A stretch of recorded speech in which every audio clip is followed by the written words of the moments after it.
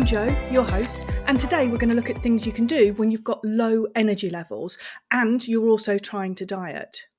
So dieting at any age isn't a walk in the park, but once you hit 30 and beyond, it sometimes feels like the rules of the game have changed really unfairly. So no longer is dieting just about cutting your calories back for a couple of weeks and job done. Your bodies are different, our hormones are different now. Our hormones are going off on one and doing their own thing, and that results in lower energy levels, that meh feeling that you just can't shake off. Does that sound familiar? It can be really frustrating, and it can impact our efforts when we're dieting because it's directly impacting how we feel every day. So if you feel rubbish, if you've got no energy, or you feel that your diet is a punishment because it's so hard, then the temptation is to comfort yourself, to give up on that diet and wait until the day that you feel better. The reality is, though, that unless you change something in your daily life, that magic day that you wake up and suddenly think, oh, that's it, I feel better, that's just not going to come. You do need to take some action. You do need to make some changes. Now, it doesn't need to be a massive change. Tweaks will massively help. But if you keep doing the same things that you're doing now, it's not realistic for you to expect things to magically improve on their own. So today, I've got 6 topics to talk about. 6 evidence-based things that you should be focusing on if you've got that low energy feeling, you're feeling meh, and you can't get yourself motivated or you're struggling on your diet.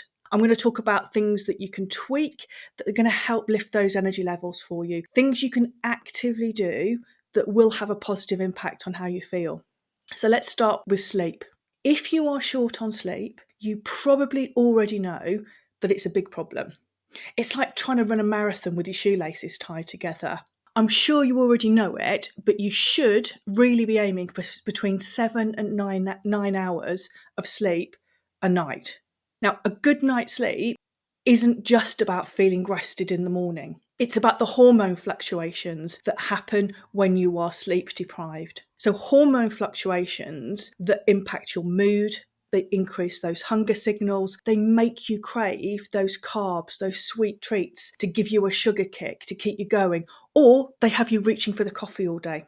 It's your body fighting to keep itself going by fueling itself up, giving it the kickstart that it needs. Now, clearly, if you're trying to lose weight, you're trying to be in a calorie deficit as well, having too little sleep, the impact that will have on your hormones is really just making the whole diet twice as hard as it needs to be. So, things you can do to help your sleep, time, and quality. First off, do your best to establish and stick to a regular sleep schedule, even at the weekends. Your bodies love consistency. That line at the weekend might feel like a good thing, but actually if you can keep the same routine, it actually helps your body get used to and fall asleep, get into a rhythm of sleeping at the same time every day. It also really helps to have a pre-bedtime routine to help you unwind. That signals your body it's time to wind down. So whether that's you go to bed and you read for 10-15 minutes before you put the lights out, whether you have a skincare routine that you go and spend 5-10 minutes at the end of the evening just doing that regime for yourself, just getting into a habit and sticking to it. The routine will help, again, your body to wind down and get ready for the sleep time.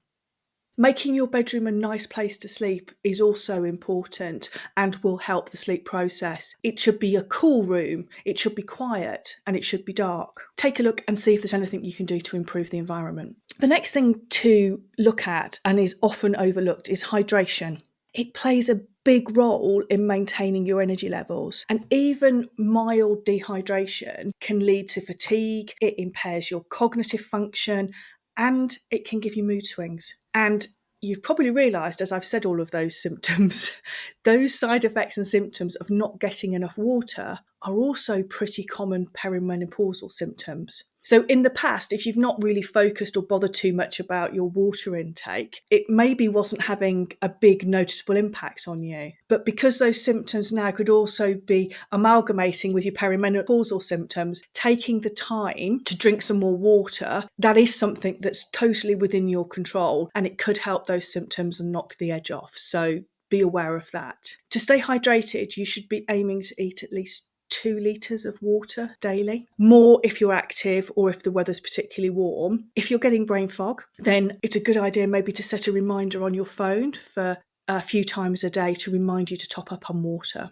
The other thing you can do as a reminder is carry a water bottle to remind you to drink regularly. Use a bigger glass. I tend to grab a pint glass of water rather than a little tumbler, just encouraging me to drink more than a small glass. Again, simple, but easy to do. And the other thing to think about is incorporating water-rich foods in your diet. So again, that's fruit, vegetables, and that's another way of getting water into your diet. Nutrition, our fuel. So it's about eating the right things. So nutrient-dense foods are your best friends. They're often not calorie dense, so you can eat a bigger volume of them. And it's a win-win because they keep you full and the nutrients in them keep you energized and ready to go out and tackle your day or those workouts. So a balanced diet that's rich in whole food is going to give you the nutrients that your body needs and craves to produce energy. And so to optimize your nutrition, you need to focus on getting a variety of fruits and vegetables, lean proteins, whole grains into your meals. You need to limit your processed foods and the sugar in your diet, because if you have too much of those, they can lead to energy crashes. And the last thing you want to do is to start a roller coaster effect of feeling tired, getting a sugar high or caffeine high, and then coming back down on it. So focus on adding in alternatives to those sugary snacks. Try and have fruit and yogurt. I quite often have a protein fruit shake. So it's protein whey, scoop of that, big handful of frozen berries and some water. Put it in your smoothie maker, your blender, whatever it is that you've got. And I just drink that. It's like a big, lovely, it's actually sweet because of the fruit in it. I'm getting at least one of my 5 a day, and it's relatively low calories and it's got the protein in, so it fills me up. The next thing to think about is moving more, exercising when you have low energy. I know it sounds a little bit counterintuitive, so please hear me out.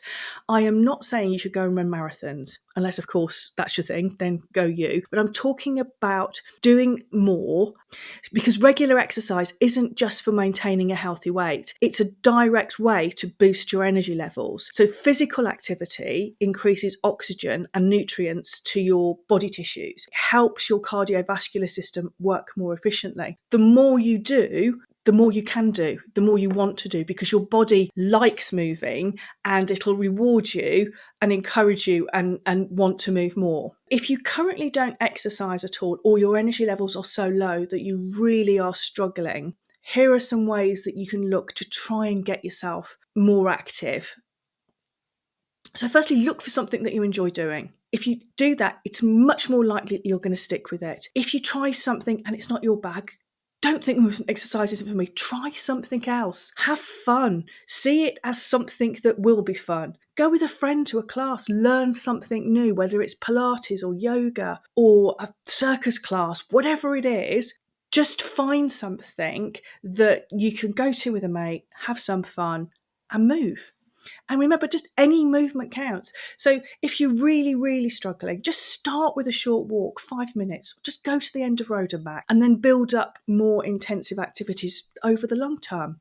What next? Stress. That's a biggie.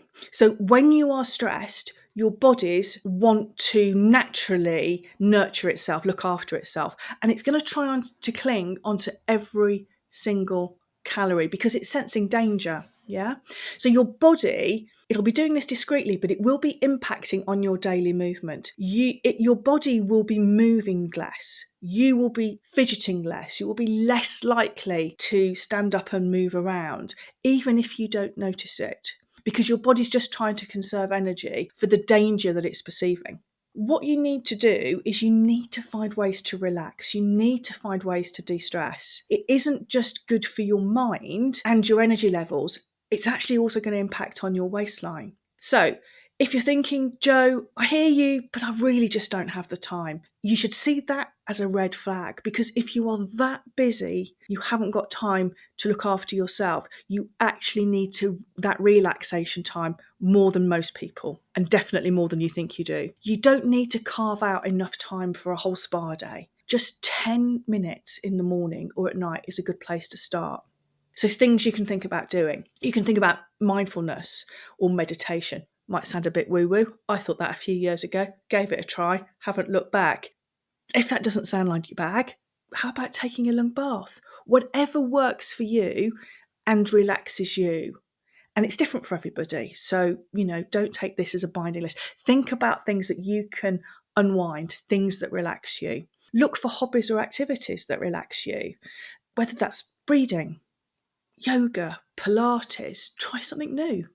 And remember, don't hesitate if you are really stressed to seek some professional medical help if that stress feels unmanageable for you.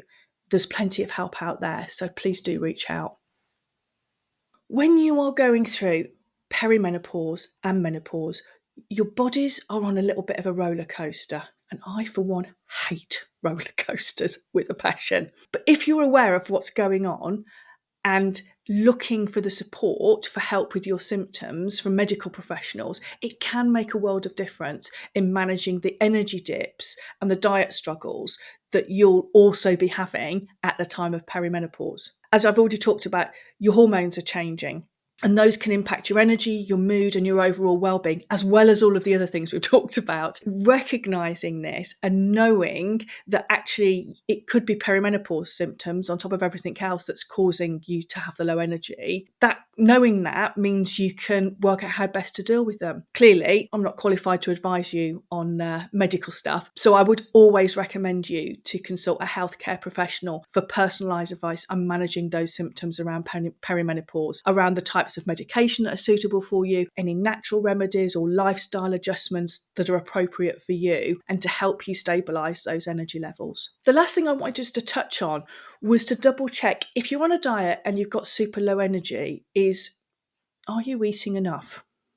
I know it sounds obvious, but sometimes our bodies are, hey, help, I need a little bit more energy, especially when we're active or we're making changes in our life and increasing the activity we're doing. If you are feeling super low on energy and it could be a sign that you're not fueling enough and you need to find the sweet spot that's right for you.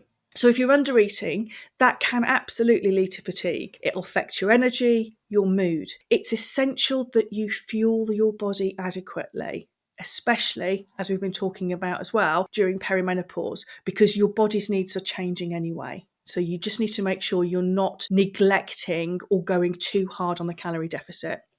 Wrapping up, dieting is far more than just counting calories. It is about a calorie deficit, but it's also about sleep, hydration, nutrition, movement, stress management, understanding your hormonal balance. And yes, sometimes it's about eating more.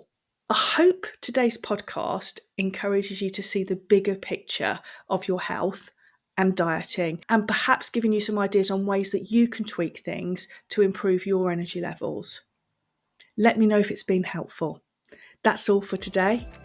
Thanks for listening. Bye.